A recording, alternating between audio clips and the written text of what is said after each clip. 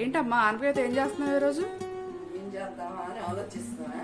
Sweet చేస్తే బాగుంటుందేమో, మన వాళ్ళందరూ స్వీట్ చేసి పెడదామని ఆనపకాయతో హల్వా చేద్దాం అనుకుంటున్నానమ్మా.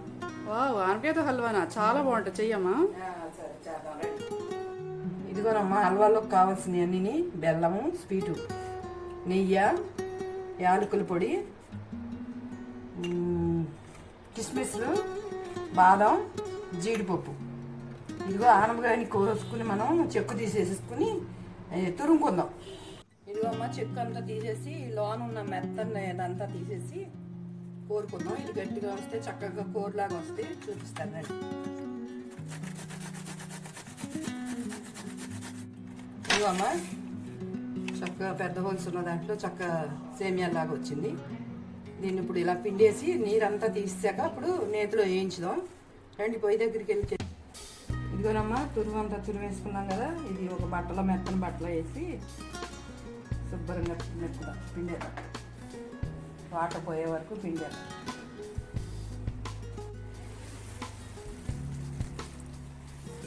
ఇదిగోమ్మా, చక్కగా నీళ్ళు అయి పిండేసుకున్నాక ఇలా పొడి పొడిగా అయిపోయింది.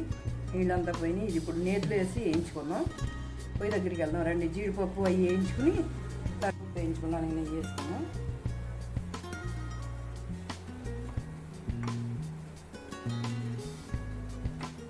బాదం పప్పు వేసుకున్నాం, ముక్కలు చేసుకున్నాం. బాదం పప్పు, జీడిపప్పు వేసుకున్నాం. ఈ హల్వాలోకి ఈ జీడిపప్పులు, ఈ డ్రై ఫ్రూట్ ఎంత ఉంటే అంత టేస్ట్గా ఉంటుంది. ఒక్కో స్పూన్కి ముక్కలు వస్తూ ఉంటే నలిగితే పంటి కింద చాలా రుచిగా ఉంటుంది. ఇంకా కిస్మిస్ కూడా వేసుకున్నాం.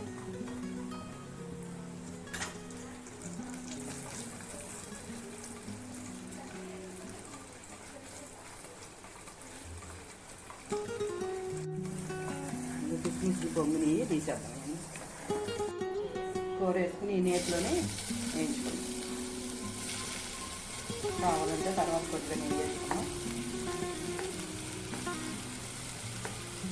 ఆనపకాయ అంతా పచ్చివాసన పోయేదాకా వేయించుకోవాలి.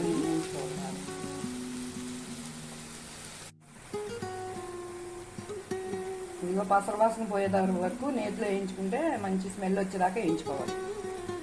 చక్కగా మనకి కలర్ మారింది. ఇప్పుడు దీంట్లో ఆనపకాయ అంతా నెయ్యి వాసన వచ్చేదాకా వేయించుకోవాలి, కూరలాగా వచ్చేలాగా.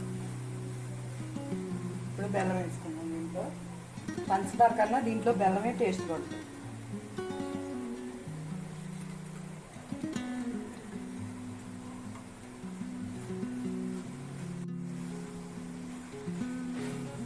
అంతా కలిసేటట్టు కలుపుకోవాలి. పాకం వచ్చేస్తుంది. ఇప్పుడు బెల్లం కరిగే కొద్దీ పాకం వచ్చేస్తుంది. జిగురు వస్తుంది. బెల్లం అంతా కరిగిపోయి చక్క పాకంలో వచ్చేసింది. ఇంకా దగ్గర పడాలి దాంట్లో. ఈ ఆనపకాయ హల్వా ముదిరితేనే చాలా బాగుంటుందండి టేస్ట్. మా చిన్నప్పుడు అయితే స్పెషల్గా ఆనపకాయలు పాలతో వదిలేసేవాళ్ళం. ముదిరిపోయాక అప్పుడు చేసుకునేవాళ్ళం హల్వా. కొబ్బరి కూరలాగా వస్తుంది అప్పుడు. ఇంకమ్మ బాగా దగ్గరికి వచ్చింది.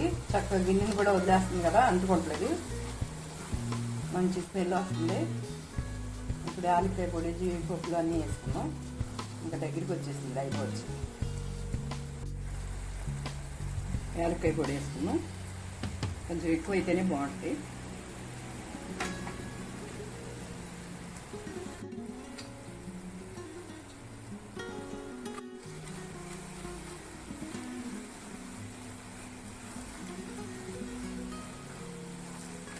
చూడడానికి అసలు సేమియా కేసరిలా ఉంది.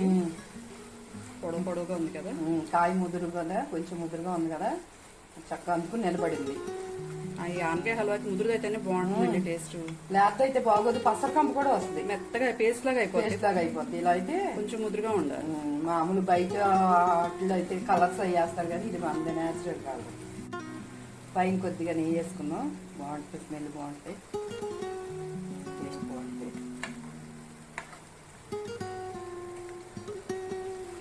అంతే, అయిపోయింది మన హల్వా.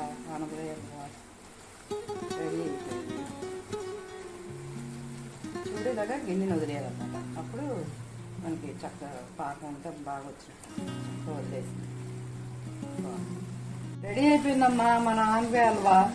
మంచి స్వీట్ గుమగుమలాడుతూ ఇదిగో చూడండి ఇలా బాండిని వదిలేస్తుంది కదా, అప్పుడు మనం వేరే ప్లేట్లో సర్వ్ చేసుకుందాం. నెయ్యి అన్ని చక్కటి మంచి స్మెల్ వస్తుంది. చాలా బాగా కుదిరింది. ఏ కలరు లేకుండా చక్కటి కలర్. అది చూడు ఎంత బాగుందో కలర్స్ వేసుకోకుండా మంది. ఇదిగో అమ్మ మన హల్వా రెడీ అయిపోయింది. చక్కగా పిల్లలకు పెట్టండి, చక్కగా మీరు తినండి, ఆనందించండి, ఆస్వాదించండి. ఆరోగ్యకరమైంది ఇది.